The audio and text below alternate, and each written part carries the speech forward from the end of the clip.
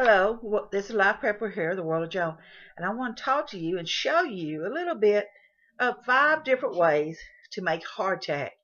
Now, you see on most of the videos it talks about one way, and that's the first way. That's the traditional way. Now, I got my little cheat card here, but I want to show you something. This here is hardtack that I've made. Now, I made this last night, and it's still a little bit damp. But I put sage in mine as a little bit of flavor. This is made the traditional way.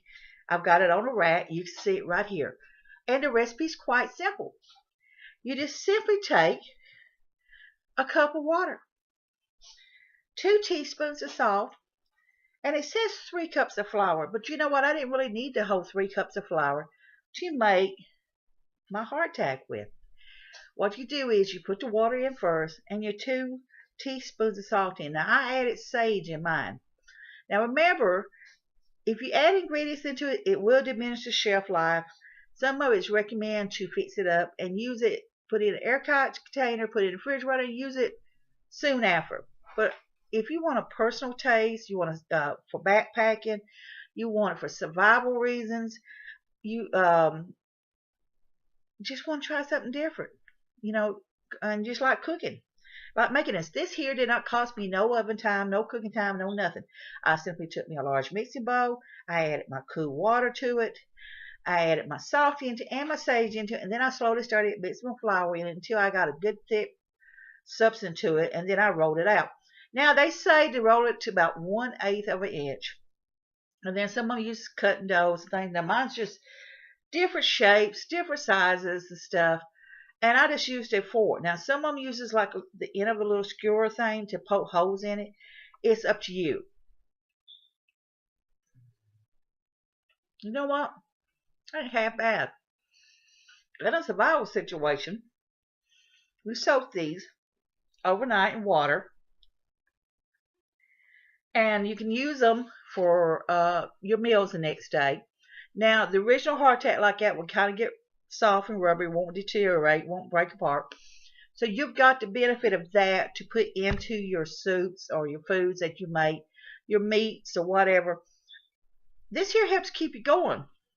Now, in a situation, if this is all you've got, this is better than nothing.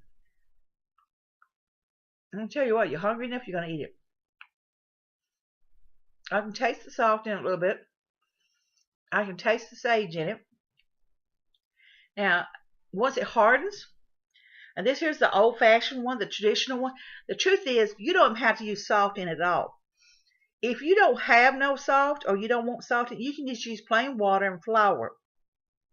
It's not going to have no flavor to it. You don't use self-rising. You use all-purpose flour is what I use there, or plain flour, and that's what you use to make it. Now, I got my little cheat sheet here. Now, the first one on the hardtack is 3 cups of flour, 1 cup of water, and 2 tablespoons of salt. Again, like I said, you put the water in, you add your salt into it, mix it up, and then you start adding the flour in, keep adding until it gets really thick.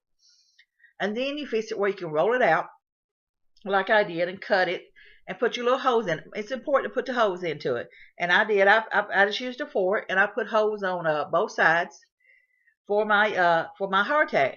Now, the second one is a softer hardtack. Now, what that is 4 cups of flour, 2 cups of cold water, 2 tablespoons of butter or margarine or whatever, and 4 teaspoons of salt. And you mix all that together. So that don't have as long of a shelf life as the old-fashioned hardtack will, but it still has a shelf life to it.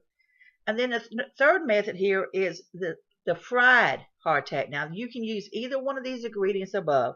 Same principle, except you use olive oil to cook with, or you can use vegetable oil. It says use olive oil, but I think you use whatever oil you've got on hand, and you just simply take the hardtack that you made and you fry it up, and then you put it on some paper towels or a towel, whatever, let it soak up the excess oil, and you can use it for your meals or whatever, or you can put it in the refrigerator or whatever, airtight.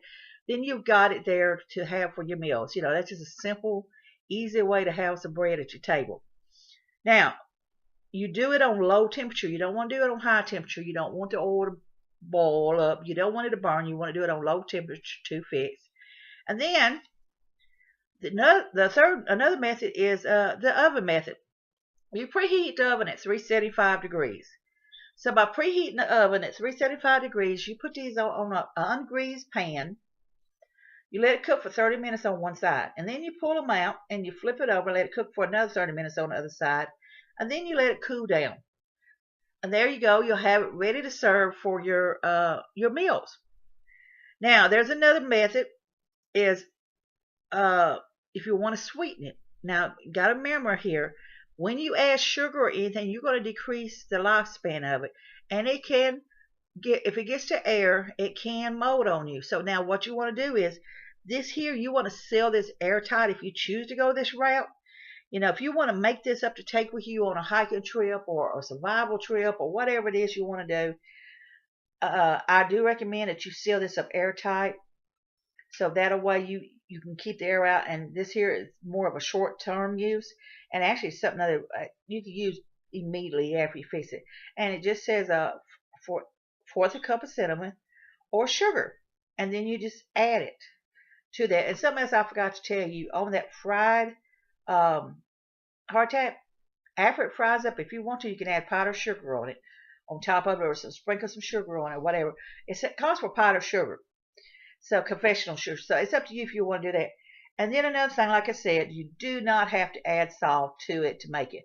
If you don't have it in a survival situation, you have this flour on hand, but you don't have really a way to cook anything really, you don't have an oven handy right now or whatever it is, or you just want, like I say, you want to be able to make this up and have this for a trip or whatever, you don't have to add salt into it. You can add just plain water.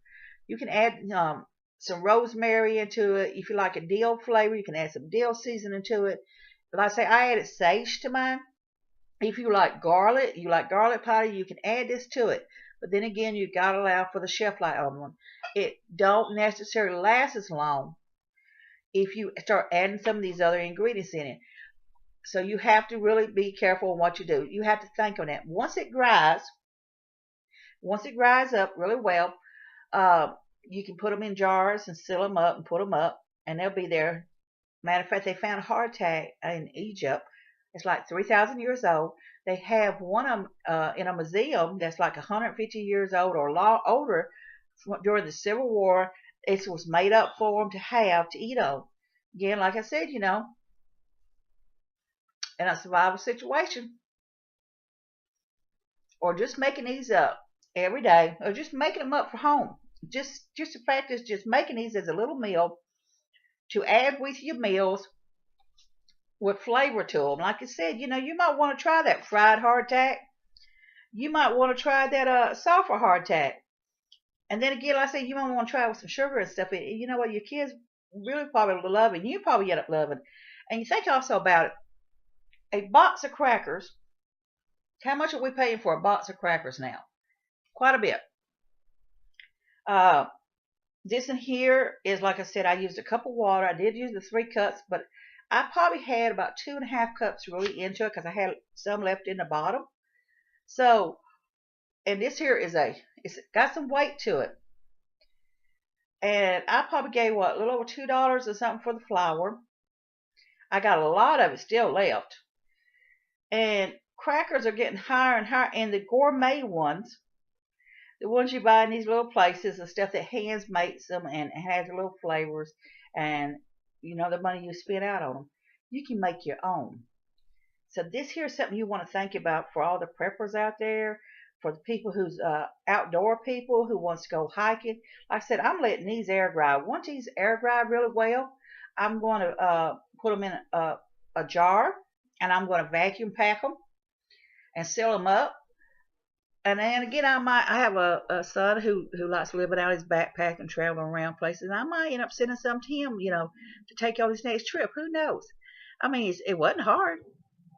It's no harder than me sitting here talking to you right now about the advantages of making hardtack and the different ways of it. And you know what? That sugar one sounds good.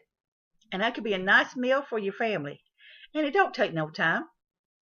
So try it. Think about hardtack. Remember what I said about my motto? Respect nature, and nature may respect you back. and get out of that box. Think outside the box.